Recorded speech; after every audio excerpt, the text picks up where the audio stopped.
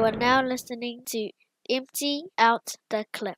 This is for grandmas that pass knowledge down through stories and songs. Most are not with us no longer. We pay homage to you.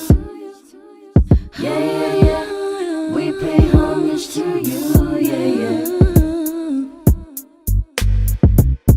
Born and raised in the 2024 in a time way before technology connected us all. I was raised about. Alright, welcome to another episode of the EOTC podcast, Empty Out the Clip. It's your boy Leti, Ace of Fate, come to you from the murder capital of NZ, the heart of West Okilangi Ranui. Joining me today on this beautiful, windy, sunny summer afternoon out in the 09. Producer Cams, what's up, my Uso? What's up, Leti? Man, good to be back on the Empty Out the Clip. Man, it's pretty empty in the studio, just me and you here, but it's all good. It's a long weekend, so hope the other boys are enjoying it. 100, bro. I don't know if I've seen such a nice day go from wet weather to dry to windy to both. So bipolar in the 09, but nonetheless, we'll get into some shout outs. Let's go, Producer Camps. Yeah, man, just my usual shout outs to you guys, holding it down on the OTC podcast. Kaiser and Eddie. Yeah, man, shout outs to everyone that listens in, tunes in to the WesWes Network content, reads our articles on our website, and yeah, man, just tunes in to our Empty Out the Clip. And the boys haven't been on 135 footy show lately. They in their hours finish. They've been trying to get on to do some previews and reviews of the internationals, the Toa Samoa and Tonga and Kiwis games. So yeah, man, which reminds me, man, tonight it's a big night for big game tonight. So shout outs to all the boys that are going to participate in tonight's games, and MMT and Toa Samoa. That's me. I got a semi-long list of sad notices, man, but also just shout outs, man. First one's out to Iwane Ho and Hanga of the Tuale family, the passing of their mum, Hili late on Friday. Condolences to you guys. Thoughts and prayers with you guys, and hopefully to try and catch up with you guys in the next coming days. Another one's to my bro Mara McGrath. His old man passed away on Friday as well. To Coach Diz. Diz was pretty much a stalwart of Warameta rugby, and anyone who had the pleasure of playing junior grades and rep rugby, Diz played a big part in creating a lot of talent out west. Sad news, man. I literally just jumped on and got the news via Snapchat.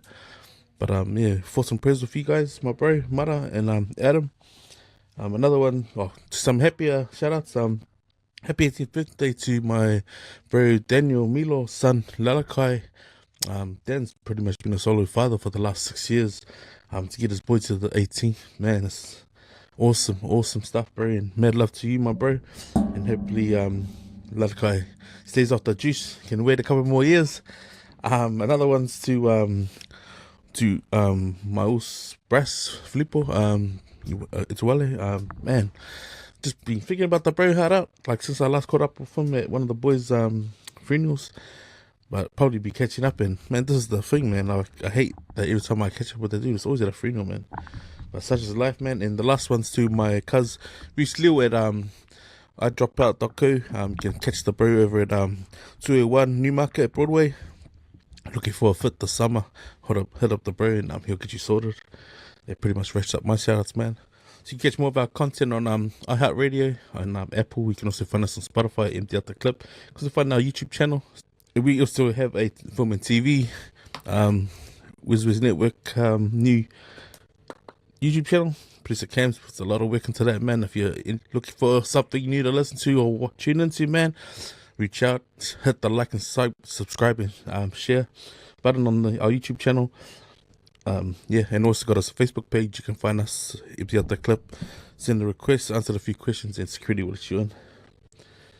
Man, Ulspray, I don't know whether I'm happy that I haven't been doing much at work for the last few days, or whether it's just the drop of these passes, man. But usually, like when there's one, there's two, then they usually go in threes, eh? So this is like two that I found out. Like now I'm a bit anxious about to know like who the third person is, and man, couldn't come at a waste of time, eh? Like the long weekend. No, it was always fatalities on the road and stuff, but man, just to hear passings of family members like this close to the long weekend, man, it's tough times, eh? Yeah, it's the old saying, the bad news comes in threes. And yeah, it happened to me early on this year, like some bad news. But these ones are like directly, but you hear someone's family member passed away at work, and then on the same week you can hear two others. So thought of bad news comes in threes. Damn, is that true? Man, Nah, you're right, bro. Like, shucks, man. Just fuck, yeah. Still trying to process passing over culture and like shit. Does anyone who played a big part in molding me as a kid? In terms of like, what's expected of a rep player, from a club player. Coach Sis was the man, bro. Like, fuck. He's got some pretty what are they called? Like gyms, eh? Gyms had like what you need to do if you play rep rugby, like, and you come back to club level, that level needs to stay the same as rep level, So you gotta make others around you play as good as you are playing, Yeah, but that's a tough one to process, eh? They're passing. I think I last saw him at the pub when watching the Crusaders Auckland game. The game, I think we won. So that was the last time I had a beer with him. But fuck yeah, bro, that's like, man, the war occasions. But yeah, talking about sport, bro, we'll get into our weekend wrap of sport, our 10 for 10. What have you caught over the weekend? Man, today I just caught the end of the Joseph Parker fight. So he lost there. Man, 11th round. Bang. Oh, Woodley. TKO, eh? Yeah, there was a bit of controversy because everyone was saying that the ref stopped it too early. Like, apparently this ref, he's been notorious for stopping fights early. Like, panicking when... I get it, man. You don't want to be the ref to, be the ref to not call it, and then next minute there's some brain damage, or someone gets, permanently injured. But, I don't know, man. What do you think? Sport of boxing is going to be like that? Like, bro, I'm just gonna say it, man, and I don't know if it's because I had a good yarn off the walk last night, but there's some stuff in like is some stuff rigged? Like, do people do the ABs throw games just to keep the Northern Hemisphere engaged? Like, or are we seeing bro, that filtered down to other sports? Like, is boxing corrupted like the way they say it is? Because Joe was the interim IB or WBC champ. Ideally, he should have been the world champ because he should have Usyk should have vacated the IBF, so that would make Joe a dual champ. But never once did Usyk want to fight him because he couldn't put the purse up. Now, seeing this result, this is going to say they don't want a Pacific Island champion from this side of the world, man. Like, how corrupt can that even be? Like, even if, say, Joe had knocked him out, would they have given that guy like a standing 30 count for him to get up and recover? Like, fuck, it makes you wonder, bro. yeah, but that's always been corrupt. Like, boxing, like in the 2000s, after the Mike Tyson era, then heaps of dodgy things are happening. Like, even weird stuff. Like, who's that guy? I forgot his name, but there's that black guy that just put down his arms against. And he started crying. And was it Mercer? It was a Mercer fight, eh? Yeah. Against was it against Lennox Lewis? Was it? Right. Yeah, but that was a rigged fight, eh? Like, I think they came out years later that he owed money. Oh. And then he wasn't gonna participate. He was happy to just, and he wouldn't even listen to the corner, eh? Like, he even went at one point, stood in the opposite corner. And he started crying, he broke down, and I think apparently they had someone in the crowd sitting behind his family with a pistol. Yeah, but that is a shame, man. If you got addictions outside of the sport, man, and you haven't taken care of business, that sort of shit. But I mean, in this instance, was Joe just outboxed? Because I didn't watch it, but was he outboxed or was he because this young cat, fuck, is literally he's a nobody. He's only beaten some guy on this side of the world. That's what doesn't make sense. It's man, is the Northern Hemisphere in America stopping us? Are they trying to shit on the PIs because because Jai Pattaya is as good as what he is, so they don't want to see that shit? If you look at rugby, everywhere a Kiwi goes, they make an impact in the world. Are they trying to suppress the talent from down here, making it world, recognized? It did last go the distance. It was 12 rounds and it went up to 11. But, man, these two fighters, they were going at it. Going at it. And that, I think the 10th round, man, you can tell these two fighters were gassed there. And that last round, that 11th round, he wasn't punching back. And I think that's what made the ref stop the fight. Both fighters were still standing up. It was out. Parker was up against the ropes, and he was just defending himself, and he was taking hits and that. But the ref just stopped the fight. I think I'll go on the record and say this now. I reckon in 3 or 4 weeks' time, we're gonna hear something totally different from what Joe said after this fight. And if he said nothing, hasn't said anything in the press conference about him being injured or mentally not being there or just being unfit. But I reckon in 3 weeks, 4 weeks' time, just like we always do on this episode, on our shows, man, something will come out and be like, oh, okay. Yeah, Joe was looking at retiring early and the payout was good enough for him to just retire on. But yeah, that's crazy, man. Because he's put in the work, eh? Look at his resume of the last 8 fighters, bro. Joe's put away some, he's still toe-to-toe with some world-ranked, heavyweights, man, of this era. Like, sad, man, sad. I think it's going to be his last fight, eh? Has to, bro, because like that's like I think there was a guy that Alex Leopai stepped into to do a fill-in fight, and the guy didn't have to take it, but he saw the name, fuck Alex Leopai, fucking I'll steamroll this dude. Who's this kid? Fucking Alex knocked him out. Next in line to fight for the world title, bro. It's like fuck, this is what's just happened, bro. So it's like fuck, history repeats itself, man.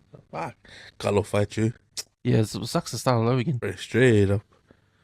It's like when you do your ACL, and then you're like frustrated because that's the whole season gone, eh? Yeah, fuck yeah. You gotta start again from scratch, like recover, and man, yeah. Big ups to Joe for being able to continue fighting even when he lost to Joshua, and like continue to still strive to try and win it back. Because man, just of late, there's been no real heavyweights like himself. I mean, Andy Ruiz had a crack at it, lost, and then he won it, and then he lost again.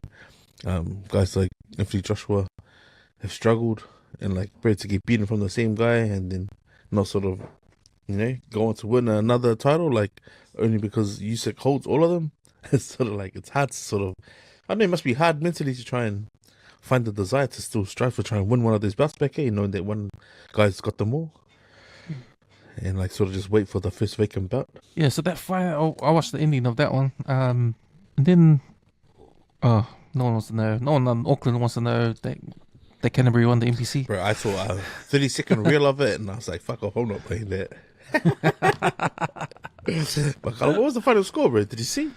The final score was 36-28 to Canterbury. But Tonga's doing good, man. That young team, high scoring team, man. So they flew into the NPC final. Yeah. So yeah, I was hoping they would win, but nah. Yeah. So it was that NPC, and what else came on? Oh, the Ashes, the Kangaroos in England.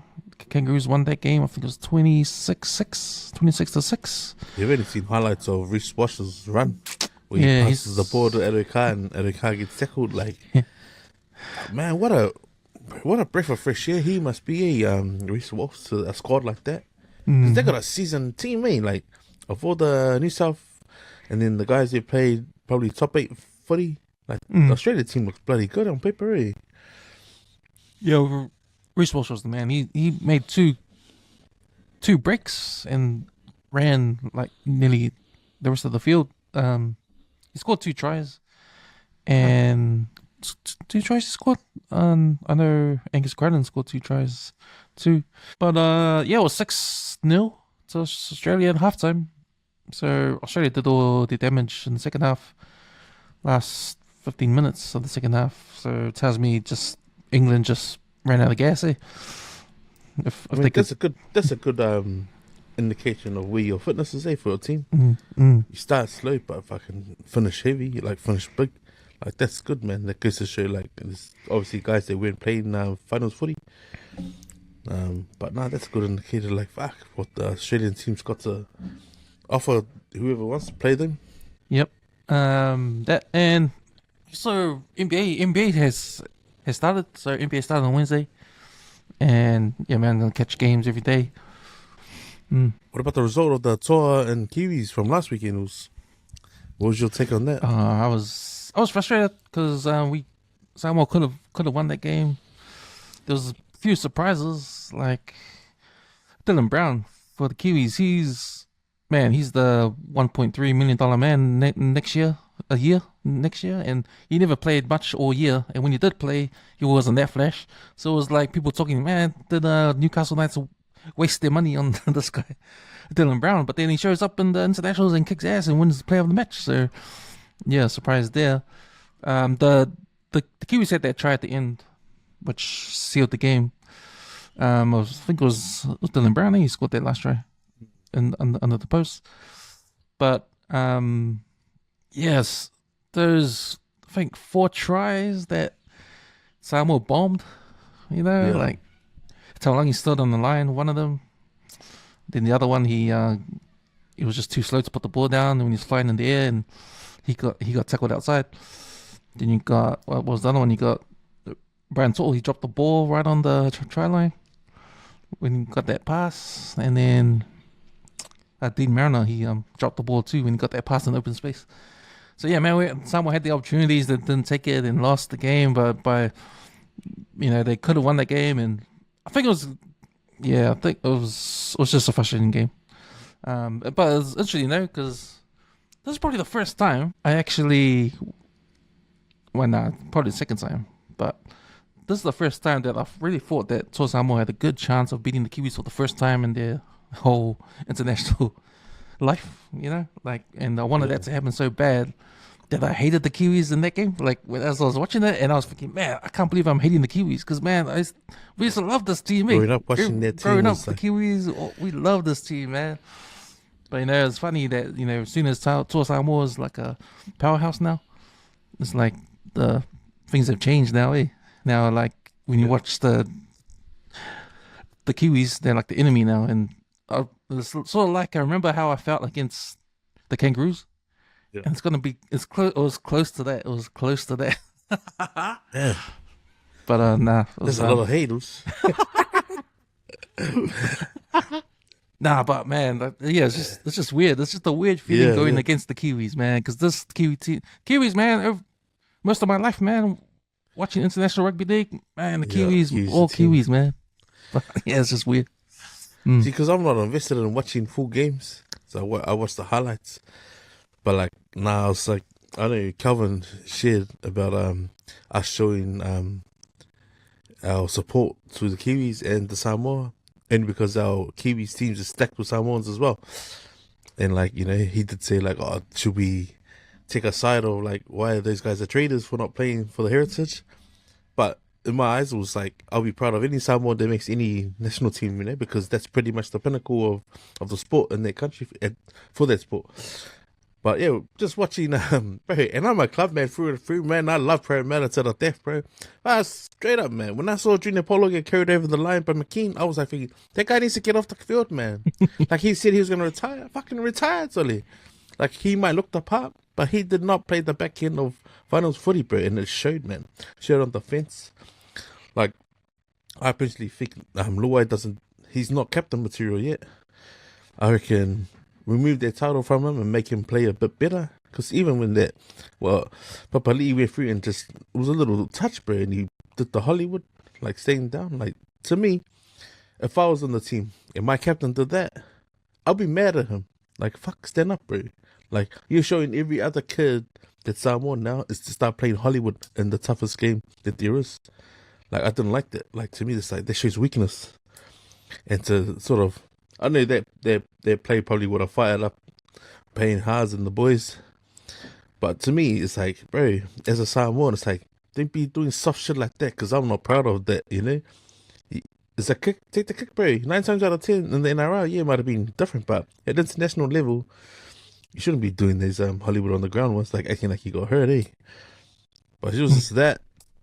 And then also, like, the little mistakes, man, like the bombing of the tries, is like, man, you do it every week. Every week, man, that's a try. If I can come to these games, it's the pressure. It's like they gotta get used to it, man. They gotta get used to it, because this game today over in Brisbane, which is probably gonna be Tonga, I don't see Samoa out doing the colours at the stadium, but that stadium's gonna be a lot more louder. So the little mistakes like that's gonna probably pay evident in this game, if there is gonna be a close game. But it's a good start for a team just assembled. The Kiwis have got history, man. Even though the boys played World Cup, But yeah, bro, the Kiwis, bro. I think because a lot of the Kiwi boys play club and international and grades together, so they got a lot more sort of chemistry shit off the bat. But bro, Junior Poland, mate, retires. I love you, man. But Sally, makes a room, bro. Like there's a lot of other guys that could have filled the 13, you know. Or I would have played at 13 instead of having him play at 13 because the three props is sort of a good thing only if the props can play like Paul Gallen played or how Sonny Bull plays, you know, as a runner and a passer. But bro, if you're missing tackles like that, fuck, that's weak, bro. That is weak. I thought the Penrith boys stood up for the Kiwis, especially like you were saying yeah. before, Casey McLean, 19 years old, man, and he dragged two Pasifika and Bro, Junior straight Paul up. over the line, man. Bro, they like speed to say it as it is, but that's embarrassing, bro. That's embarrassing. Like, fuck. I'm sure Roger got up and get it. Silly, you're going down, silly. Fuck. Fair. I would have said it to his face, bro, if I was on the field. Said, silly, fuck, guy. Smash him, bro. You're supposed to be like fucking the Arnold Schwarzenegger of the team. Fuck, he made you look like a bitch. Fuck this. Yeah. But, like, you know, I'm hoping that doesn't happen in this game, bro, because, bro, someone's got to put Aiden Fennell Black on his ass, bro. Like, I think if you could do that shit off the bat, fucking, we're good, you know, we're comfortable. Let Payne do the rest. I think Toa Samoa has the advantage tonight because they've already had the game, so they're sort of match hardened. Even though they lost against Kiwis, they'll be ruining that, but at least they've got that 40 minutes playing time. So they come in with the game under their belts. Tonga comes in fresh, so and they've like what was on the chat. They just came from Tonga too, so all that food they've been eating all week. Yeah. So yeah, man. But some court's gonna be stacked day. It's gonna be I don't know if it's gonna be half and half. I think it might be 60-40 to Tonga in the stands. But you can best believe, man, that the sea of red will be there, man. Sea of red. I'll say it here first, Oos. If going off the social media posts is head to head versus the tour, I think, bro, Tonga already won. but hopefully, where it counts is in the game, you know? On the game is where it counts. So I'm hoping, like, the not going off the fan days and the social media posts, bro. Hopefully, Tour's got this in the bag. What's your thoughts on the fan days? Because now we know if you compare the fan days for Toa Samoa that happened in Auckland at Mount Albert Lions place compared to what they did in Brisbane. I had a good take on this, Oos, and I seen everyone's feedback about it, man. But I'll say this first: to the guy from UFM, it's your fault. It's your fault. You had your platform. You didn't use it. You didn't blame everyone else for not showing up to the Malai Va'alele. And he said they should have had it in South Auckland. Hey, the airport is in South Auckland. What's the excuse there? Like, and you had your platform. You could have done what you could have done on your platform on radio. And there's so many New FM listeners. You never used your platform. So don't blame whoever. Because, you know, there's just as many Samoans out west and North Shore. But I mean, my mate said that he came out from Pukakoi. He said he saw good. They came all the way from Invercargill, like Otago. Like, what's the excuse there? The airport's in Mancream, man. Come on now. Cut it out. But fan days, I think, I don't know, bro. The difference is, I think, people who commented, like, saying, oh, you know, I'm guilty of it. Oh, yeah, the fan days, no one showed up. Hey, if you can afford to show up and leave work on the rate that you're on to be there, support the boys, good on you. There's many other people saying, hey, man, like, Sally, you ask your boss for a half day? They tell him, man, are you going to get paid for the half day? Yeah, that's where I stand on this. It's just hard, man. But I do believe at the end of the day, on game day, on the Sabbath, Samoa outshone Kiwi supporters by a country mile. Did you see the game in the crowd? Like, did you see these Kiwi supporters? I didn't. Apart from the guys with their summer friends, you couldn't even see. And like, black's a hard color to sort of, you know, black out of the stadium. But yeah, bro, the sea of blue was there. That's actually a good point. Like, what day did they have the fan day in Brisbane? Was that a work day or was that a weekend? I'm not sure, bro. But even so, like, if you look at the Brisbane one, they had the biggest stage, they had the smoke machine going. You know, even the players were hyped how they brought them out. Yeah. They even brought out influencers, Fats and Usos Jacks from here to fly. They flew them over to Brisbane to help with the promotion. Yeah. Like, and who did we have over here? We had the new film guy. Eh? Like, I didn't even know his. That's why I say he's a That's new it. film guy because I don't know his name. I think Sully Moore said it. I think it was Kiti Katoa, him and his PR team. There's only like a few social media influencers.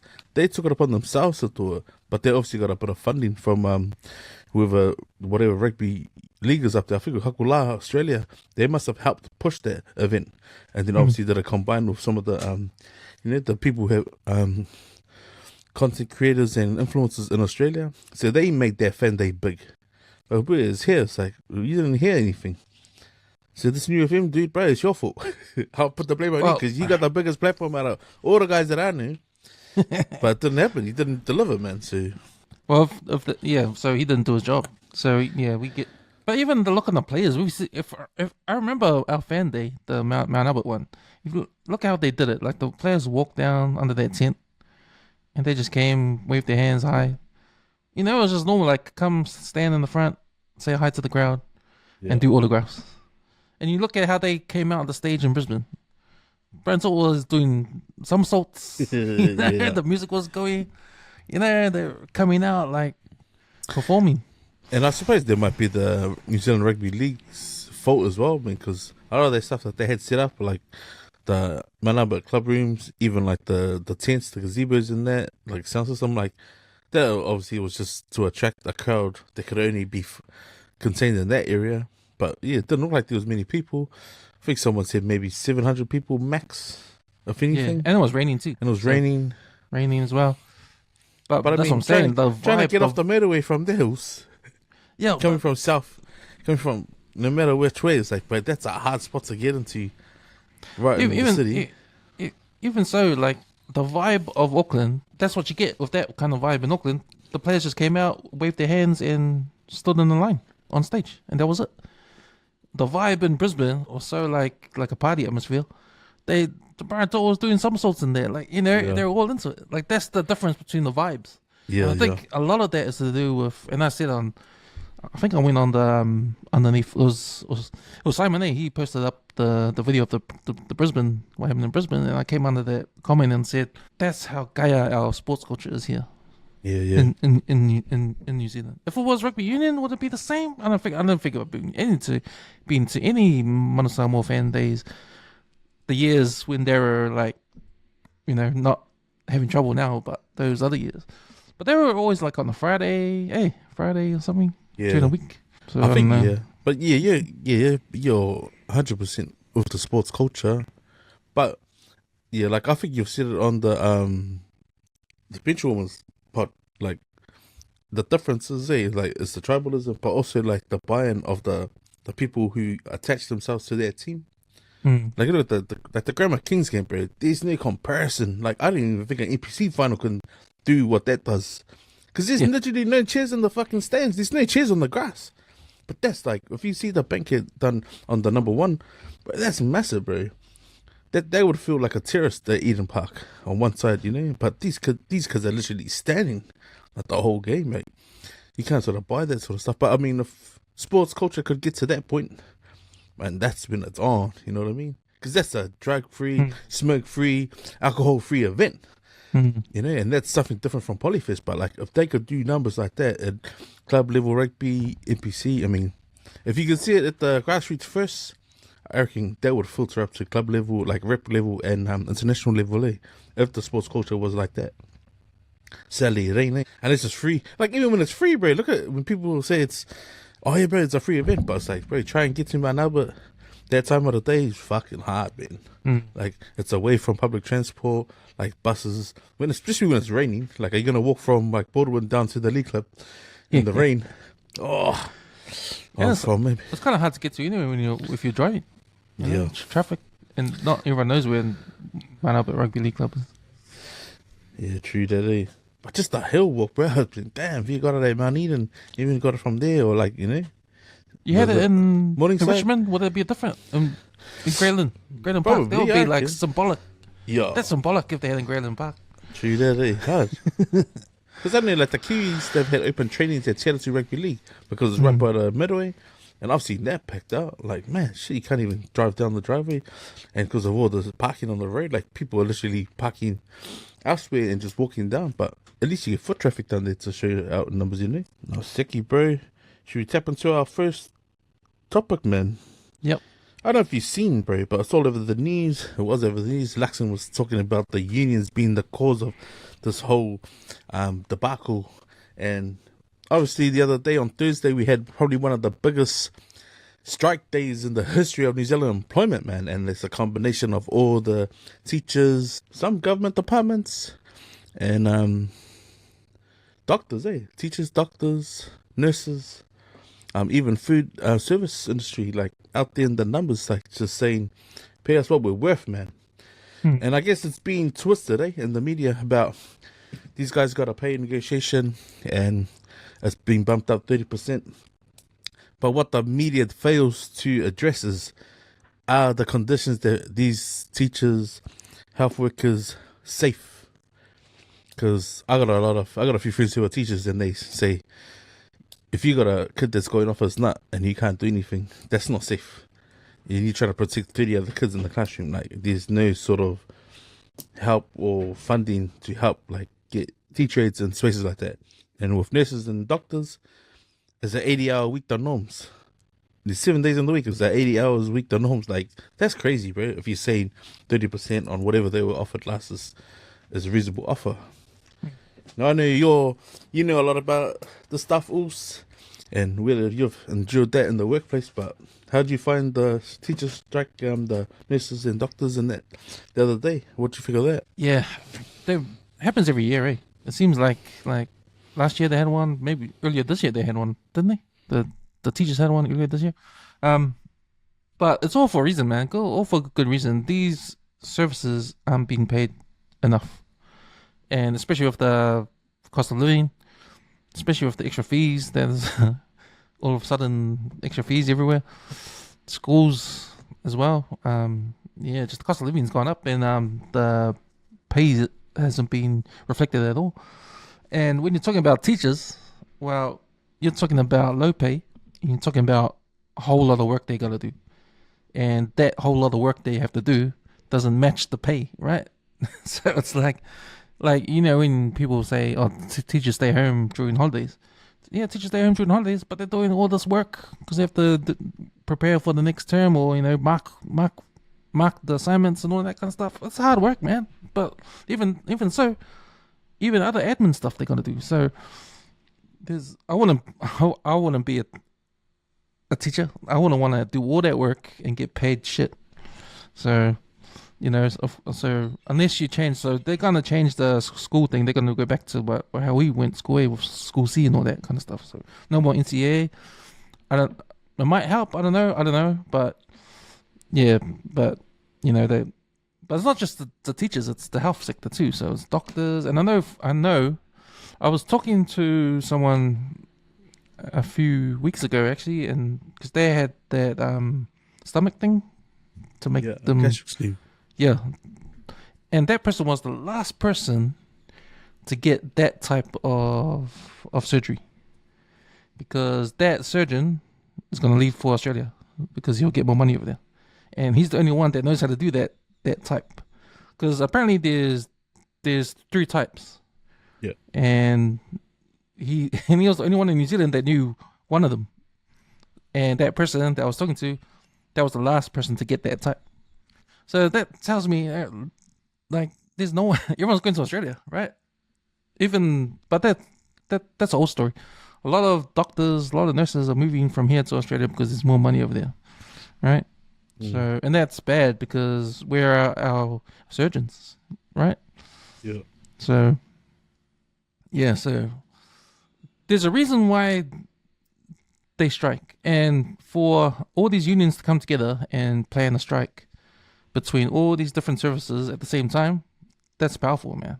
Yeah, I thought it was perfect timing for the strike, considering that we are going into the Labour Weekend. Labour Weekend was put out there for the reasons that back in the day we used to do too many hours, over 40 hours. I think they were doing 7 days a week before Labour got its first union, and they started to say, look, maybe have the weekends off and let's try and get the 40-hour week. And for a long time, a lot of people were doing 40 to 50 hours. The 40-hour week became a thing, man, and so people could have weekends off. And the celebration of the Labour weekend is because of that. So for the teachers to sort of plan this, and then all the other unions sort of to talk about it, and then get behind it, and then pull it off the week before the Labour weekend is brilliant. But it does show the power of the people, man, because at the end of the day, on the ground, it's the people that are doing the work. Like if you're in manufacturing, if you can remove all the skilled staff and then tell your employer, try and run your factories or your workplace without these key people. Why? I pay them accordingly then. Because if you can't match it, I mean, there's always ways to get by trying to run and look after your stuff, man. But when morale's on its low, people don't want to show up, man. So what's the next best thing? Move overseas. But how does the government try and fix this? Well, if these are government departments, man, pay them accordingly, man. Like, I know what it feels like to be asked to do extra on top of what you normally do in your 12-hour shift. Like, that's ridiculous, man. Because you end up taking it home, right? So you should be able to separate your workplace from home, unless you're being asked to work from home. But you're doing the extra stuff and you're not getting paid for it. It's like sort of like a slap in the face, considering how much effort you would go to do your job the best you can. So, man, my heart goes out to the doctors and nurses, man, because they are understaffed. Like, that's been the cry for years. And, like, the safe working conditions in terms of, like, how much downtime you can have before you're expected to go back on shift. Like, imagine if you haven't had a sleep and you managed to get 4 hours sleep. Imagine if you're catching public transport and you had to go home for your shift to go back to sleep and then attend work the same day. And then you're doing, like, critical stuff. Like, that's stupid. Like, that's how unsafe. The politicians were sitting in hospital and they had nurses who had just finished their shift the same day and had an 8-hour rest over and then had to be back. Would they want those nurses being putting needles into their arms? Probably not. And it's big for them to sort of say, oh, no, look, we'll be negotiating. There's no funding. Fuck, hey, they can do other tax cuts elsewhere, man. They're just not looking hard enough, or they just don't want to try and fix this issue and leave it for the next term. But, nah, man, sort it now. At least negotiate or sit down and just hear what they've said. Because when I saw a list posted by one of the bro's wife's a teacher, I thought to myself, that's not unreasonable. That's pretty much like, at least like that should be like the basic sort of claims just in the week to week conversation. Like what they're asking is not a lot. That's the teachers. But yeah, being in the health sector, bro, that's just stressful. Just reading or hearing some of the stories that some of these nurses have to fucking go through, man. It's stressful for the health because the reason why they're working long hours is because there's not enough staff. Because everyone's moving to Australia because they're not getting paid much. So, and they got to replace them. So they get people from overseas to come here and to work in the health sector. They get their citizenship, then they're allowed to go to Australia. They'll go to Australia. So it's like a jumping point. So. Yeah, it's a bad situation unless you pay them good. And then the government's got a problem of where they're going to get their money from, so they cut stuff. So if you remember what happened last year when National won the elections and they cut all those government services stuff, all the government stuff, they cut heaps of workers out there. So a lot of government positions got unemployed. And you look what happened to the numbers. The numbers of debt sort of went down. Or government expenditure went down, and then they can brag about it. They say, look at that, we saved all this money, blah, blah, blah, blah. But then, you get on the other side of that, you get all these strikes and all this other stuff happening. Yeah. People, unemployment rate goes up, everything goes up, but the numbers that they want to go up are going up just because they did the other thing. Now they're going to come back and do the other thing. So it's like pay Peter to pay Paul sort of thing. Yeah. They want to look good with certain type of numbers, and then they can go back and fix what they did to get those numbers up. Yeah. Right? Because by the time they fix the problem, then those numbers that they fixed the first time, no one remembers them anymore. Right. No one would care anymore because everyone's caring about the unemployment now. The workers on strikes and all that. Now everyone's caring about that. Now they can fix that and say, oh yeah, we're the ones that fixed it. So, it's like, come on, man. It's just the game. Bro, literally with that, also, they can move us on to our next one, bro. And that's Christopher Luxon's stats on the ram rates have been down since they've been in power. Like, really?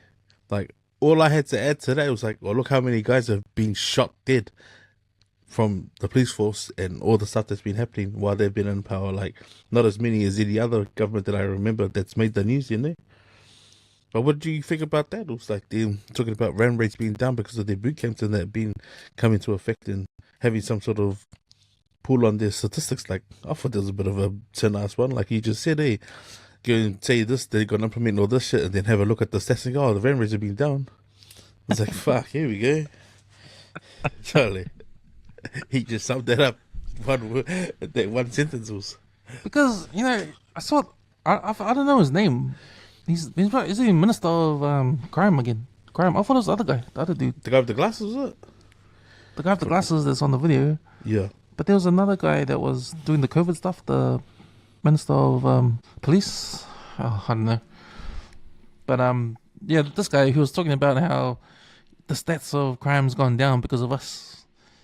Bro, I think you guys just came into power last year, and now crime's going down. He didn't do nothing, man. Like, but one of the lines he was saying is saying, "Oh, now look, we made gangs unpopular now. The kids don't want to go there."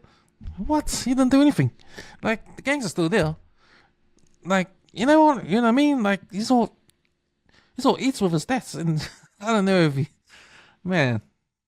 Yeah, okay, the crime went down, but it's not because of what you guys did, right? Yeah. The crime probably went down numbers because no one cares. There hasn't been anything in the papers because the papers choose not to show those crimes anymore. Because, it's not what you're saying. Yeah. Like, and I don't believe, like, it happened so fast. Like, it was just last year. Like, last year, the Balangis, we were talking about, oh, this country's getting dangerous. And now it's all safe now? Because you said, what? What did you do? What did you do? You took the gang patch away, but the gang's still there. I mean, all you did was, and what you're saying, like, people are not intimidated anymore. Like, what? People were intimidated before. I think the way this Luxon government's going, but he better watch out, man. Someone might kidnap him, man. Have him held hostage, bro. Or someone in his team, bro. They might get kept up in hostage. They want some money, man. Like, fuck, I wouldn't be surprised. Maybe the first politician in however many years to be kidnapped. Yeah, but this is a good example of playing with the stats. Yeah. Like playing with the stats. Like, it's too quick for them to turn over anything. Like, yeah, that was the big campaign before they got elected. Their biggest campaign was New Zealand's dangerous. All these ram raids, all this crime happening, the gangs, everyone's scared. Crime is on the all-time high. We're gonna change it. We're gonna change the rules. We're gonna take the patches away. We're gonna make these boot camp academies, these army academies, so these kids can go there and learn how to be, learn how to be in our society. Blah blah blah. Had all these plans, all these things, and then what? Yeah, they got elected. How many months does it take to set these things up? And what? It's only been a year, right? A year. And already they're claiming like they've done their job. It's... You know what I think New Zealand needs to listen to? And especially our Pasifika people, man. Anyone listening or watching, you need to look at their cabinet and look at all the national people, like national ministers that are there, all their staff, pretty much the whole cohort of national MPs and government. And ask yourself, do you think they ever lived next door to you? Like in Ranui, in Mangere, Manukau, or Tara? Like, have a good look at those guys. Do you think they understand the struggle of what it is to live in the hood? Or like what it looks like at ground level community work? Like, literally, you would never see one of those bukios out there. I tell you, man. Do you think they care about us? They don't. That's why it's important to get out there and vote, man. Have your say, man. Especially for your local elections and stuff. But these guys have no fucking understanding of how it is on the ground, man. Clearly. No, that guy that was talking about it, the guy with the glasses in that video, he's definitely never been in the hood. How does he know? How does he know what's going on?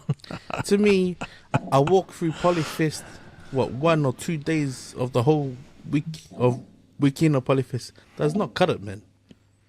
And he saw his reception when he was down at Polyfest and fucking, he went to the New End stage and the New Ends would tell him, hey, what are you doing about this? You don't care about our people. Man, it's as bad as when he went into the primary school and someone said, "Can you spell can?" And he goes, and the kid said KAN, and he goes, "Well done." That's as good as that comment, man. What? That's ridiculous, bro. Like, yeah, bro. People need to get out there and vote, man. Get rid of these guys, man. Like, they shouldn't be here, man. Like, fucking, this coalition government's not any better, man. It's probably the worstest one that's ever come to power, man. I heard the worst. I heard the interesting line, and it's got to do with America and the States. There's two economies over there. There's an economy for the rich, and there's an economy for the poor, and there's nothing in the middle. If you want to cross, it's a different story. I was like, damn, that's hard bad. reality, bro. That's hard reality. Yeah. Thank you, bro. We get into our comments corner. He's not here, so producer Gams. What do you got for us? Okay, comments corner. We got usuals. We got the usual suspects here. Valima 49, Aston 99. Hey, Usos, man. This was a good one. I'll be missing a minute, being busy with work and family, but always watching you guys, man. Your content is my content. Keep it up, Usos. God bless, and let's go Toa Samoa. So very cool. And then, man, shooting out the usuals. Westside Oklani, solid party, Usos, solid those Inkias, eh? I wonder if the Inkia bus driver that crashed into New Zealand train station also bought his license. Say gifts. LOL, can't wait for the Parker and Wardley scrap. Revenge for the brother, honey, and both styles should be a banger, 100%. Man, I didn't know that Inkia was an Inkia bus driver that crashed in the tree. But it reminds me of that story we did in Gears doing the driver's license, eh? Oh, yeah. Right. Clearly, man. There was always something dodgy about these people, bro. Shit, the VTNZ. And Oliveira 9137, that's for the New Zealand Navy ship left in the Pacific waters of Samoa. Is embarrassing. Even the 6 million, just hearing your brothers tonight on those facts. Yes, New Zealand government actually have a budget for marine disasters, so they should really use those funds to clean up the mess and tow the Navy ship out of Samoa territory. Keep in mind the oil has been removed from the ship already, as the team from New Zealand sent out to clear out oil, and then they sank the ship. I heard you boys mention American Samoa as regarding a fishing vessel from Philippines. That part of Samoa is very likely because it's USA territory, so they have that backing from US Coast Guard. But you guys mentioned the use of pollution funds. Here's a thought. Keep in mind also that the New Zealand Navy also have insurance. So here it is, disaster funds from New Zealand government budget, Royal NZ Navy insurance cover for these ships. Keep that in mind. And you answered back to him too. Yeah, man. Keep the comments coming. It's good hearing the usuals on here. Any haters? One. Roofraj Edwards 9309. Become civilized and do not use bad language. PIs must learn that nothing is free and they must contribute to society if they want to enjoy New Zealand citizenship. Play rugby and earn a living, I say. Yeah, it's pretty stereotype there. Yeah. So you want me to suppress how I really feel and then go into myself and have gout for the rest of my life? Well, thank you. But thanks for the comments, man. Appreciate your feedback. Second, man, our local sport and news. Haven't got anything local on sport apart from our Uso Joe Parker getting TKO round 11 in this morning's fight with Wardley. But I wanted to give a shout out to the Give a Blanket crowd. They prepared meals, and last week, I think it was on Wednesday night, at the Ranui Community Centre, they had a potluck dinner, and it was well received by the community. They served about 300 meals in 1 litre containers, plus noodle boxes, roast veg and salads. Humanitarian First New Zealand pitched in and was a huge potluck on rice and kare's kai. So shout outs to Roz for the work that she's doing in the community as well. Yeah, man, just looking at the constant work that the potluck community kai dinner is doing outside in Ranui. It's moving, man, and it's powerful. And I appreciate all those people with their resources and offering their time just to feed our community out in Ranui. It's beautiful, man. The thing that moves me is that these are Palangi people, and just offering their time, and this goes as far as them reaching out to local stores and just receiving whatever they can take home to cook and serve our community. I think there needs to be a lot more of it, especially amongst our Pasifika people. I know at times are tough, but receiving kai like that in 1 liter containers and just from the influx of community groups. So also shout outs to Fair Food, Kiwi Harvest, and the Kindness Collective Foundation for the continued support for our hometown. Like, yeah, it's powerful reading posts like that. But yeah, shout outs to the Give a Killer Blanket community for also pitching in to show some love and support for our community out in the hood. That's our local spotted news. Second, bro, getting to our what we've been watching. You go first, bro, because man, shoulder sheep, mate. Chase. Yeah, man. I went to the movies on Tuesday. Watched Black Phone 2 with Eric, and so that episode on Channel 135, we did a review of that. It's out now on Channel 135 podcast. TV wise, what did I watch? Watch something. I watched the Conjuring. Was it scary? The first latest one? Oh, the latest one? Yeah. Yeah, it's have you been watching them? Nah, but someone at work told me that they watched the first one. Yeah. And then they watched the second one as a family movie. And she was like, oh man, I was really disturbed. I was like, oh, fuck, I don't know what you did. Yeah, I watched the last one, so The Last Rites. And yeah, it wasn't that scary. But you mentioned family, yeah. It's just more about them as a couple and what they do. Because they're real people, the paranormal. You know how Sister Floor does his paranormal. Oh, yeah. his comedy skit he does with his cameras. He goes in the haunted houses and that. Yeah, they're pretty much doing that, but sounds like it was real. But they collected all the stuff from those haunted houses and like the stuff that are possessed or thing, put them in their basement in their house. But no, man, I watched it and. Yeah, it was like haunted. If you like haunted houses and like all that kind of stuff, possession and that kind of stuff, yeah, it's pretty cool. But it's got a background story to it, like the story of the couple, and the history of their, like, this is the end of their paranormal activity stuff. And there's the case that they took that stopped them from doing it anymore. So, yeah, I think there's two parts to it. There's the horror part, or the scary parts, which is what's it about. But then there's also the family part as well, about them and their daughter, and just, the history of them and stuff. So, yeah, it's I give it out of 10. Probably give it 6 out of 10. 6 out of 10. It's making me want to go back and watch those other Conjurings 1 and 2, because I remember watching them once, but I've forgotten. So, yeah, I'll probably go back and revisit.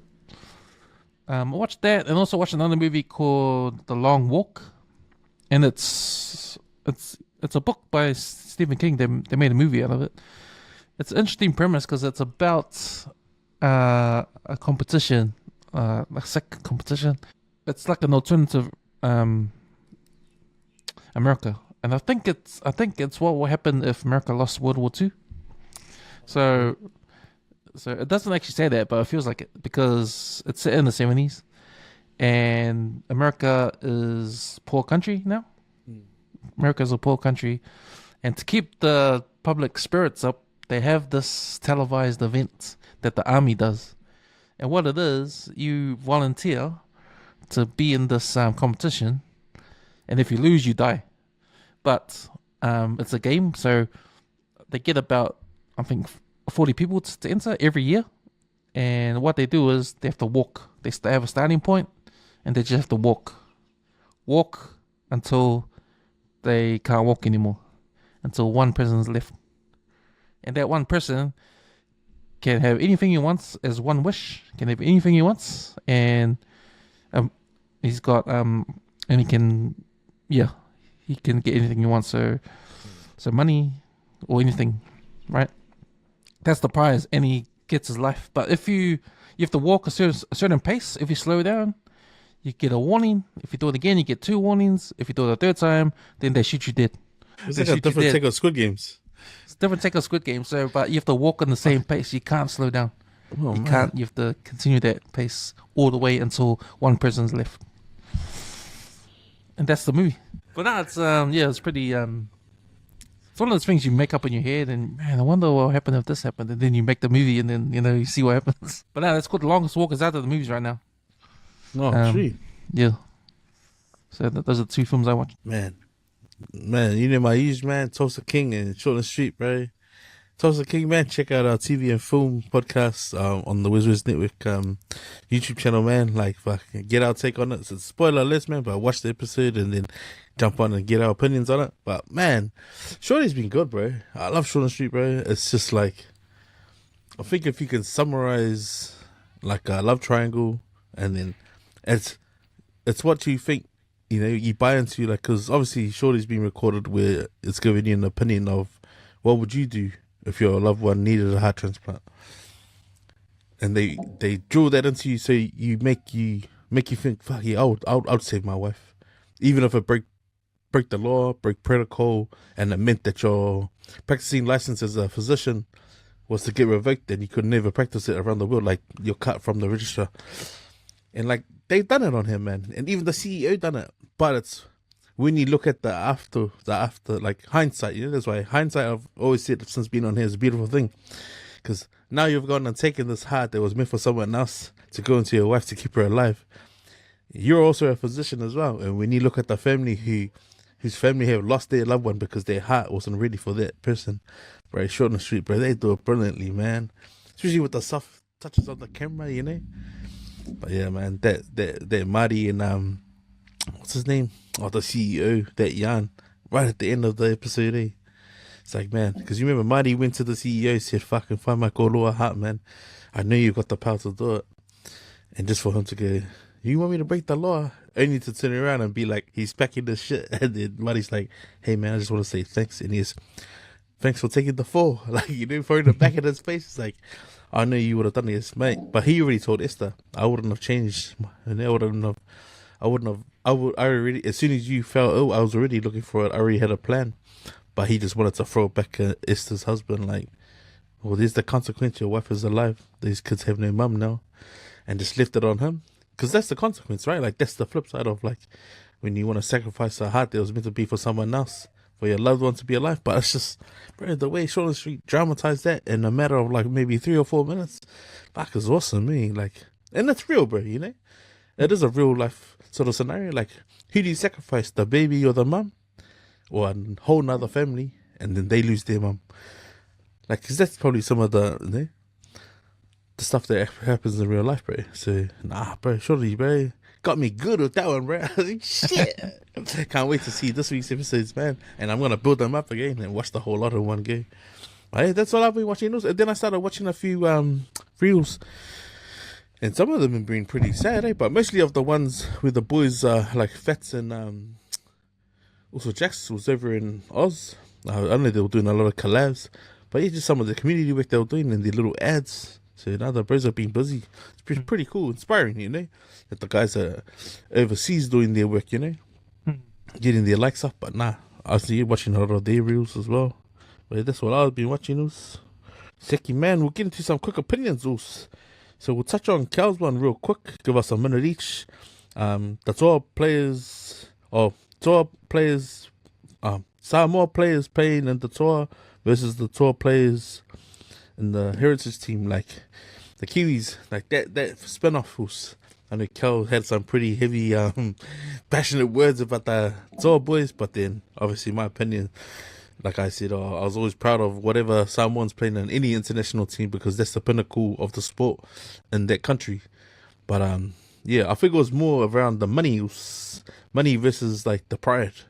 Where do you stand on that argument? Man, obviously I can't speak for any of these players, but man, do you remember at school when if you're gonna choose teams, you get the captain of each team stand up and they pick, and there's all that. There's the guy that you want, and you want to get that guy, but then the other team is their turn to pick, and they pick that guy, and you go, damn it, you're pissed off.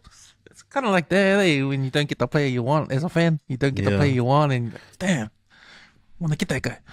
But man, I think pride versus money is a fine line. You know, there's a fine line, and I think some guys. I like to think that some guys think experience is probably more important because I can play for my heritage anytime I want. You know, like or get the money first, get the bag first, and can play for my heritage later on. Just sort of like what happens in Manu Samoa when the All Blacks. You know, when you pick for All Blacks, you play for All Blacks. When you don't get picked for All Blacks anymore, you have a stand down period and go play for Samoa or for Tonga, whatever it is. But you know, but the stakes are higher when there's good players that are at stake, right? And we want to have those good players. Like even a powerhouse like Australia wanted those good players, you know. Yeah. So in a way, everyone's greedy, but it depends how lucky you are that you can play for different sides. If you're lucky enough to play for Samoa, Kiwis, and Australia, and get to pick, man, that's only a few people, not many, eh? Like Tedesco, he can't do that. Just Italy or Kangaroos, right? But when's the next time Italy gonna have a team, right? So yeah, I think Polynesian players are in a lucky spot that, you know, depends where you grew up, but where you were born as well. But we're in that lucky position where you can actually choose. If you're good enough, you can choose which country to play for. Now, if it's pride heritage, then you go play for that. Go play for where your parents came from, right? You know, everyone knows you're not gonna get much money there. But if you're like a NRL superstar, you get a lot of money from the club you play for. And it's not like rugby union where you're contractually, you know, because you're a contract, you're gonna lose money if you go play for your international team, right? So especially if you play for a club up north in the northern hemisphere. So yeah, it's I don't have any problem with it. Like you go play for Kiwis, you're gonna get more money than you go play for Toa Samoa, right? Yeah. If you get picked for both, you have a choice. Hey, it's up to you. Whatever you do, you're gonna support your family, no matter what. You're gonna play for Kiwis, support your family with the money. Play for Samoa, support your family with the pride. Yeah. So for me, you know, I understand. I would like you if you're like, I would like to have you in Toa Samoa, but I understand. You know, if money comes first, so be it. You're gonna have to support your family. So if there's any Kiwis on there that want to play for Toa Samoa or Samoan heritage, maybe Jerome Hughes, being half Samoan. Dylan Brown, he's part Samoan too. Well. Yeah. So That's a good, interesting take on it, Luce. I will say this though. I think just from my was it couch point of view, it seems like Tonga players go play for Tonga and then play for Australia, whereas the Samoa players play for the Kiwis and then play like they played later. That's what I've seen, and that's just going off like the guys like Ali Lautiti, Francis Million that they played in the Kiwis jersey, Nigel Wangana, and then they ended up playing for the Toa. Whereas like just of late you've seen guys that play for MMC now playing for Australia, Kotoni Staggs and Keenan as well. But man, the first guy that sends out is Michael Jennings. Played for Tonga, then played for Australia, now he's playing for Fiji. Now he's managed to do that in 15 years. But it goes to show like he's still at the pinnacle of his career, like he still can play. And then a lot of guys don't realise like, yeah, the window of getting paid international level rugby, it's not big, eh? So I think anyone who gets put in that position should understand, like, bro, if it's financial, hey, at the end of the day, they're the ones out there getting smashed. So they deserve to get, to reap whatever money they can get, because that window's not very big, I think when Jason and Fafita decided to go play for Tonga, it was bigger, and it's obviously why the game sort of turned the way it has out now. But yeah, people gotta understand, man. It's just a game, man. If it doesn't put money in your household, like, relax. Like, we're just fans, man. But us, at the same time, fans as well puts sales through the gates. If you look in the rugby union perspective, like if you're someone like Richie Mo'unga, who is eligible for Tonga and Samoa as well. Obviously, All Blacks. Because he's contracted to All Blacks, it's the same contract he's contracted with the Crusaders. Yeah, it's a different story when it comes to NZR because it's all one contract. If you play for All Blacks, you're under the Super Rugby, you're under the NPC, the same money. So, Teki Us. Got a couple more here. I don't know if there was a couple of videos surfacing that made its way around socials. Auckland Samoa's supporters. Now they've been on topic with us, especially with their PC, with their supporters just came, beer in the park and just left their pusas and their bottles in the bush and stuff, and not cleaning up after themselves. But there was a video that went viral, obviously, of just this one fight that happened between the villagers, man. I'm not gonna drop the names of the villagers that got into that scrap, but what was your 5 cents on the videos of the people getting into it on the fields? to be honest, not surprised, man. I mean, how many of those fights happen at those games, man? Over the years, do they happen often? Bro, that video, that's the first one that I've seen blow up like that. I've seen it being stopped, but when one guy was literally running for his life, and then their number 8 just like grab a hold of him and buckle him like that. Well, you can see why it went viral because it's funny, and it's like the Auckland Samoa game. So being Samoan, man, comes to rugby, comes to fights, sort of like you've seen them before. I remember when I was in Apia Park and the village games over there, so I went to watch my mum's village. They had a team and they were playing, and that was the first experience going over to Apia Park to watch the games. So they're like, I think they had two games going on at the same time, but they had a whole police force there as the security. So I was thinking, is that because there's fights here? Yeah. But in the four corners of the field, there's a policeman there. So I was thinking, damn, that's different. Sounds like the longest yard ones. Longest yard. Yeah, man. But yeah. Yeah, I just think it has to be one of those island kids, bro. There's islanders straight from the islands doing like the way the aggression of a tackle is, or a late tackle. It's always the things to spark up fools, because I think from memory, the last one was when the two teams were mad at a call and one of the guys punched the ref. That blew up. I was like, man, come on, Auckland Samoa Rugby, man, what are you doing, bro? Like, sit some standing down, get the security, get the little levels with their assault rifles, man, kept them stand on the Malaya. But you're warned here, man, supporters. Anyone plays up, they're gonna get shot. Even if it's a paint gun, man, get a paintball gun. Sorry, fanga someone if they're playing up, mate. Yeah, man, they gotta clean that up, man. Like it's embarrassing, eh? I mean, at our age, like we're at our age right now, like we look at that, I mean, man. But that's also to those 40-plus-year-olds in there just feel like they still go, come on and get a afu. I'm like, surely, be there more to baka, man. Just start cooking up the meat for the boys to eat after the game, man. They get on the field. That's probably what happened, bro. But if anyone knows, man, splash down below in the comments if you know the what caused that little scuffle on the field. Got a couple more here also. I think it was a Tangaroa College principal saying that the kids need to cover the logos of their uniform while travelling home just to get home safely. Like, what? How crazy is that, bro? Yeah. It was an article I posted up on the ATC that a principal was saying to cover your uniform because they kids getting jumped at the train stations and walking home. Like, just your quick opinion on that, man. Is that an issue for the principal to deal with, the board, or the parents? I think it's an issue for the principal to deal with, especially if it's another school involved, because you get those school rivalries there, and there's gonna be those fights that happen after school. You meet up somewhere to have a fight, blah blah blah. It's still happening, isn't it? It still happens. It was happening when I was at high school. It's still happening now. So I think it's something in the culture, especially with the school rivalries, because this passionate rivalries. I know my high school, what was our rival? We didn't really have one. You guys, did they?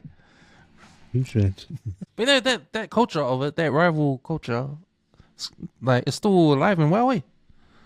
Sadly it is, yeah. Sadly it is. But you get the social media, all the old boys come back and try to stop it, too. Yeah, yeah. They try to come in and help. Yeah, sadly, I think that's a community issue as well. I've mentioned to guys, like, if you're gonna have meetings, they just go have meetings with like particular people. Maybe give them a heads up that you're gonna have a community meeting, and like just the old way the koingas used to do it, man. Paru ta'ava. Everyone sit around and share, man. Like, when the ipo comes around, share what you got. Even if it's a community feed, man. Put on a feed the community and let everyone know what's happening. Because that stuff there, man, could be as much as like reaching out to the clubs, man. Like, some of the clubs in certain areas, reach out to the clubs. Someone that's in the club, hey, man, this is going on. Because those are their areas, Get them involved, but that sort of stuff's stupid, bro. That's the sort of stuff like when they become parents, they look at the stupid shit they used to do, and then they hope that nothing happens to their kids on the way to school or on the way home, But all that stuff should get ironed out from the communities, man. And if the principal feels like he's not being heard, man, kick it up to the board. If the board's not getting heard, bro, kick it up to the higher ministers, man. Get the local MPs involved. Like, that stuff's not right, man. Like us in the workplace, we don't go to work to lose our life or to be injured. Just like our kids, man. They should just go to school to learn and make their way home safely. Like, when it gets to that point, man, parents should be concerned. That's sad that the principal was told them to cover. Because you should be proud to wear a uniform no matter where you are. When you work as you get into the workplace, like, there's stuff that you don't want to be seen in your work uniform doing, My particular workplace doesn't want us wearing our uniform into the liquor store. Because we're in protection, like stuff like that. But I mean, that transfers from you being at school as well. You wear a piece of old boys' clothing, bro. I don't want you walking in the liquor store. It's the same principle applies, man. You don't want to see you being like on those Rugby Samoa pages in the background, throwing a hook at someone, and you got a custom old boys' uniform on. Like, come on, man, be right, man. So yeah, that's sad, concerning that the principal's telling kids to, hide the uniform, the emblems, the logos and that. But yeah, it's a community, man. It's a community thing, One person can't fix it all. But you just need to reach out to the right people who might be, people who have influence in the community, like MPs and obviously people with good hearts, like people like Renee okay, Sarah. So yeah, one of my life, bro. That's the guy to go to, man. Get that guy involved to you. Obviously, even like Filipina, so guys like that, people with influence, Alf and that. But we got our last one. I got a question to the principal. Why do you think covering the logo is enough? I mean, the whole uniform is obvious. They're from their school. The colours, yeah, the colours. Well, you gonna tell them change into normal clothes to go home? I don't know. Yeah, straight up, hey. He's just taking the whole uniform off. Last one was from Kaiser. He posted up a Māori family doing a haka on the Great Wall of China. Was disrespectful? What's your opinion on those? Disrespectful to the Chinese? I think it was because it's one of the 8 wonders in the world. He just said, "Is it?" As an opinion, like, was it disrespectful? I don't think so. Unless someone approached them after and told them off for doing it. Yeah. People do the haka everywhere, in the bars. I don't know. Disrespectful? Nah, I don't think so. I think it's kind of cool. The haka's on the Great Wall. The haka's been all over the world. Haka's been on golf courses. It's been on rugby fields all over the world. Haka's been on basketball courts around the world. How about having the haka on the Great Wall of China? Yeah. So I don't have a problem. I think it's depends how you interpret haka. If you think it's just a battle or it was a challenge, nah, man. But like, they do haka like events, funerals, birthdays, graduations.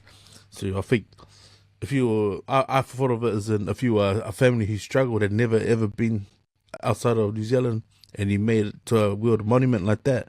Yeah, man, celebrate it with a haka. Even if you were like a prayer warrior and you'd never thought you'd ever be at a place like that, man, glorify the Lord and have a word of prayer. It'd be to something like that, celebrating a unique milestone for your family to actually leave New Zealand. Like right now, you end up in China, like, surely. Yeah. But I thought that it wasn't disrespectful. I thought it was just cool seeing something like that, because who knows, man? There might have been one guy on the other side of the wall walking his way down and he's seen the haka, be like, they're from New Zealand, like straight away, But yeah, I thought that was pretty cool, man. So nah, I don't think it was disrespectful. Nah, Seki, bro, that pretty much leads us into memory lane. Just sharing a post from Phil Butty, one of our regular posters, but he posted about a guy who bellowed about his credentials, man. He went as far as like making up a whole CV, and I don't think the university existed. Or he got pushed out of a job. But yeah, his credentials were fucking fast, man.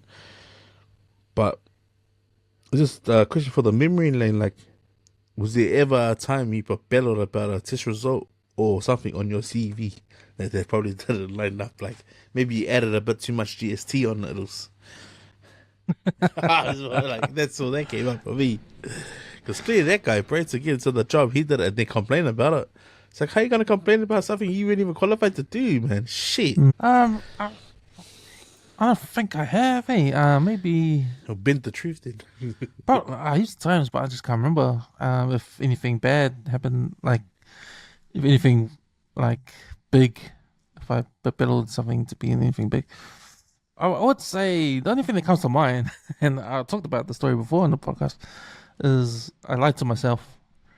Because I was a good basketball player at high school, and I thought that those skills, and because I was Samoan, I played the game before, like for fun, volleyball. So I joined the school volleyball team because I thought that those skills can transfer forever. Sorry, man, I was gay, man. At the first training, I think I was disappointment to the other guys on the team. They looked at me and, man, get out, man. You're not supposed to be playing, man. Ah, shit. So that was embarrassing. Coming in like thinking I could play a new sport. But I lied to myself, man. I told myself, yeah, I can play this. I can play this game. But no. Man, I think, like, yeah, I couldn't think of one off the bat, like about lying on a CV or anything like that. But I suppose I've underplayed. Like, can you underplay how good you are? I've played that. I've done that a lot. Like, if anything, like, how you just say you don't know how to do something. Like, you see someone struggling with something and then they get like 10 other people to have a go at it and they still can't figure it out. But you know how to do it. You just do this propeller like you don't know how to do because you don't know how to do it. Like, I've done that a few times. But like, yeah, even like playing sport too, like sadly, how people warm up. Especially, shout out to my mate, Adrian Heber, man. We had this thing about going to trials and not bringing your rip gear. Because like, say if you got a kit and then the Canterbury gear and it's from the year before or 2 years before, we had this thing, don't ever bring your old gear. Because people are going to have that guy, he played the year before, So you get plain clothes, no labels, like literally look like we just came from like, playing that Stanley Park touch, played it down. But yeah, then pass the ball around. But yeah, I used to do the try and pick up the ball and pass it, but not pass it properly. People pass you the ball and you drop the ball. And then like see how they react to you, And it's the guys who I got a reaction from when I played in the game. Like if it was tackle, then I'd go handy on. Just to throw them off all day, just to be like, bro, you checked me before you met me, mate. And they talk about it later, like if they made the team or if they didn't make the team. Like, they always try and play the Gumby guy, yeah. There's a program called Better Call Saul, and it's a spin-off to Breaking Bad. Anyway, the lawyer on that program, he lies because he went to law school, but he never graduated. Yeah. So he's practicing as a lawyer, but so he lied, like he's got his credentials. Yeah. He got his degree from the University of American Samoa because he knows no one's gonna check it up because there's no university called University of American Samoa. And he even printed out a jersey, University of American University Samoa. Yeah. Damn, that's a good one. Yeah. Did you have a food reviews? I did have a pie, a steak and cheese pie yesterday up at Palomino. Oh, nice. Bakery. Oh, give us a rundown of that, because I think they're losing their touch, eh? Oh no! Really? Losing their shots touch. fired. Shots think fired. that- What? Man, for the longest time they were the meanest pies, eh? The steak and cheese. Yeah. What's happened? I don't know. I just don't get the same excitement when I bite into it. Damn. I just remember Man, I remember how those pies were real nice. I don't know if it's still the same and I'm just used to, I don't know, not used to it. I don't know, but, or I'm watching all these social medias on other places. But man, I saw a review on balsamic pie and at Birkenhead. Yeah, Oh, sure. I think my mate. So I got a friend. He came from Toa Bay, Mm. and yeah, he was telling me. So like, come to the shore, man. We got some balsamic pies, and I was taking cheese pies, bro, hitting top notch. And I was like, get out of here. It's like, yeah. So nah, I got a food review. Right. So wait. So what are you rating the Palomino's steak and cheese at the moment now? Then, considering you remember it, because I remember, yeah, that was a good pie. You gave it a 5 the last time. 5 out of 5. Yeah. I'll probably give this 4.5 out of 5. Okay, so it's still up there. It's still up there, but man, I got a feeling It's changed. it's yeah. There's something missing. I had the feeling of it that something was missing. Yeah. Because you have normal pies, like standard pies. Yeah, I felt like it was like a normal pie, but with bigger chunks of steak. There's nothing special about it. Because remember the first time Was I've the been having cheese it, there? cheese or something special about it. But But maybe they just grabbed you the wrong pie, got your steak pie. I had some cheese. But yeah, something different Man. about it. Something different. Can't put my finger on it. 4.5. Well, to celebrate, me and the boys, we did, because I said to them, oh, bro, I'll shout out to coffee. But I was hungry, I hadn't eaten. I went to the gym after work. No, that was Saturday morning. I hadn't worked, but I had a break and sleep. Went to the pools, did a walk. Then I shouted us breakfast, man. So we went up here to the Roberts Road shops. Baker Boys, there's steak and cream cheese. That's their on pie and their sandwiches. And then the other one, Real BDFS's Bakery. They do I think it's the chicken and cheese pie and sausage roll. So yeah, got boys breakfast. We had Gatorades for our hydration. And then they all know the sausage roll is king up there. That's a 5 out of 5 straight off the bat. Then they had the chicken and cheese pie. Because I'm sick of the chicken and cheese at the moment. But they gave it a strong 5 out of 5. Like they said, this is on. But then I took them when I got 2 steak and cream cheese. And that's comparison to the pies that they got out there. They had to laugh and eat their words. Okay, bro, yeah, that's a good pie, man. They give it a 5 as well. But yeah, out there to the viewers, man. Anyone who reckons there's some good local pies out there. Obviously, we're not traveling all the way to Dargaville or Pukekohe to go taste these pies, but your locals, man, if you can give us one. As far as Manurewa, drop a name of this place and we could check it out. But yeah, bro, those 2 pies, the boys hit, man. Costs $55 to feed the 3 of us, but man, that's a decent spend on pies and bakery. But yeah, man, the apple donut as well, cream donut, so they hit the spot after that big feed. But yeah, anyone looking for some decent pies and sweets, come out to the Roberts Road, man. Check out our 2 bakeries, man. Still hitting high, eh? I don't think there's any outside of Territory hitting those scores at the moment. Yeah, we need some. Can you get any balsamic pies in our west? Yeah, I think it's Mahini Road Bakery. Oh. I forgot, was it PC Bakery? They're not doing them. And I heard that they're a 4.5 out of 5. Good. Mahini Road, is that where Newland? No, PC in Ranui. Mahini Road. Oh, Yeah. I think that's Eric's local. That's his favourite bakery. But yeah, they're doing the palusami pie at the moment. oh, nice. That and a Just go power. up there. That and a power pie. Power pie. They're doing power pies. But I'm not sure if a power pie is the size of a normal, regular size pie.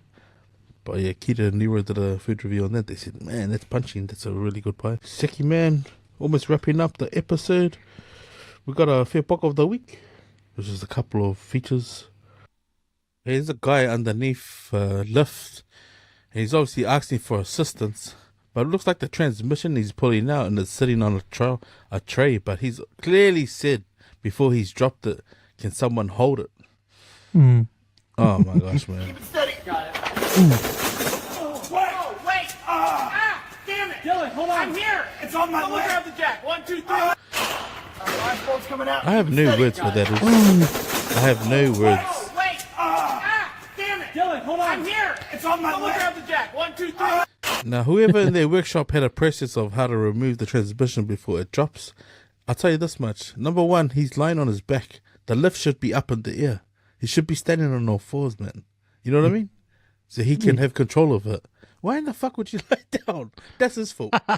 That's his fault. That's what you call Phil Poco right there. Suddenly, everything started to make sense. She completely misses the front of the horse, way high on the horse there. Jackie told the equipment crew to raise the vault to its correct height, but the damage had already been done. 18 athletes had already vaulted at the incorrect height. Now, we're talking about the change in the feel of something that these gymnasts have done thousands of times. The US national champion, Elise Ray, had already been dropped from medal contention down to 35th place after nearly breaking her neck on her first fall. Man, that's, I don't know, 5 centimeters can change everything. Wow. That's crazy. Is that a clear winner, Us? There's a fucking clear winner, bro. But you know what I did take, bro? From that Australian girl saying that doesn't look right. But even to the first lot of athletes running the vault when they missed it. You as a coach, if you've seen that 1,000 times and know that they can clear it, raise it. You know what I mean? But they just too mad to go, what the hell happened there? What was different? If everything's different, like the routine's the same, clearly it's the freaking apparatus is off, eh? Bro, so all those coaches, even their publishing lady and the lady, you all fucking get an uppercut, bro. That's ugly for your pocket, man. Shit. Now, Seki, also, you wanted to introduce something new to the pod, and it's obviously we thought, man, people talk about life hacks, but we thought we'd say, hey, what we call this, the hacks of life. So if you have any questions or any issues that you might feel like your family or yourself, your colleagues, your wife, your brother, your sister might want to share with the panel, and we could probably add our 5 cents, man, feel free to hit us up on our YouTube channel, comment below on anything, or even raise it up with our page. Even if you jump on Spotify, leave us a comment, man. All topics are welcomed. Sekius, did you want me to do Reese's one? Yeah. Might as well do an example of... Yeah. So we got an example. Shout out to Reese that I dropped clothing. He mentioned to me because he's obviously raised in a particular religion, and he thought, man, you know, since he's obviously matured, become his own sort of, he's built his own relationship with the Lord, with God. And he said to me, man, this will be an interesting topic, I guess, but what's your take on, should God and religion be taught outside of the home, like outside of church as well? Like, because he was raised, you know, he's raised a certain religion, and he's obviously just learned that way. But now that he's a parent, he's like, oh man, you know, I think it's bigger than that, and it should be, you know, taught in the home and outside of church. What's your opinion on that, Us? Get help that also with a bit of feedback about it. Yeah, I think if your faith is strong, and obviously it is, strong in your household, strong in your church, then if you're actually worried about it being strong elsewhere, not being anywhere elsewhere, well, you know, obviously because there's other religions outside, and there's no religion too outside. Talking about, like, if your kid's going to school, should religion be at school? I think it's good what's happening now with schools, unless you're a Catholic school, to not include religion in there, just because the fact that there's other kids there that go to other churches or do other religions as well. It's pretty hard to, you know, to be under the thumb of your religion outside of home and church, just because the fact that, you know, obviously there's heaps of other people out there too. But I think you just have to deal with it. But, you know, just knowing that your faith is strong at home and at church, then, you know, kids won't have a problem. I don't think it will be a problem. That's my 5 cents. Now, shot for the question, cuz. Yeah, I think it. Depending on yourself, like how you receive life and what you think is, I know, the greater comfort of speaking and your relationship with the Lord. I think, it should be exercised outside of the church and start inside your home. Because I don't know, man. Because, you know, kids get to the age where they start saying, "Oh man, these guys go to church," but they start doing that stuff. I think if you can build it, like, to worry about what's happening in your own home first, before you start casting stones at others, Because I think that's a lot of just from what I hear and what I see, a lot of people that go to church start doing that, looking down on others because they're not showing up to church and stuff like that. But yeah, like you mentioned, like if you're strong in your faith, that's something that you build with your kids, and like you know, eventually kids get older, they decide what they feel like they want to do. Like a lot of kids that are raised in church don't go to church, or they might go to other churches. But I think the conversation does need to happen. If you feel like you don't want to belong to a specific faith, but having that relationship with God is important, because a lot of people question their purpose and their whys and why they don't practice certain things. But I've always felt like the comfort of like being able to confide in the Lord is beautiful, man. Like I might not be as of Jesus' status, like in his righteousness and the way I do things or speak. But at the heart of, like many families, man, like in times of need, like, man, I like to let my kids know that, hey, I'm always going to be grateful for having a home to live in and to be with my kids, to pray for food and receive it, and also be able to go to bed at night and wake up the next day. So I think a lot of that can stem from just a little conversation that you have at home. But yeah, and especially talking about, how's it been? But now, that was a pretty solid question. And thanks for the new bit of the segment of AETC, man. Mac, it's always got us revolving and, adding new yarns out there for the viewers. But nah, thank you. So that pretty much wraps up this one. Another one for the books, man. We'll do some last words. Yeah, man. Hope everyone out there is enjoying their long weekend. Labor Day tomorrow, so good holiday, good day off. That means it's close to Christmas.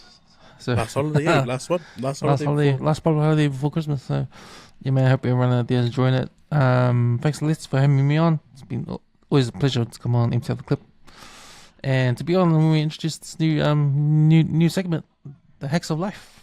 I'm gonna tune into that one, man. Like, can't wait to hear everyone's out there needs some help out there, need some advice. Yep, just throw it into the chats and throw it into the comments, social media comments and all that. We'll do our best to help you out there. It's gonna be good. Yeah, man, that's me, man. Yo, Mozo. Oh man, I just want to take this opportunity just to send my condolences to the Tuadu family and also to the McGraths. But I'm also just wanted to share a bit of gratitude and show a bit of love to my daughter Nikita and her partner Leroy, just for being able to carry some stuff when I'm little. Like we got a bin and we managed to file heaps of our rubbish into it, man. And like obviously stuff has been, I was just sort of parked out of sight, out of mind, and we managed to do it. Like, and that's what the Labour weekend we had planned to do, considering we all do different shifts. And I appreciate my wife and kids and just being able to muck in when we can. And grateful, man, truly blessed and grateful. My last words is shout outs to my walking crew, like celebrating 7 weeks of walking every Saturday and just making time for each other. I know people with time, it's hard to fit in and it's hard to keep to your word, but just grateful for opportunities to break bread and also just share yarns about our families.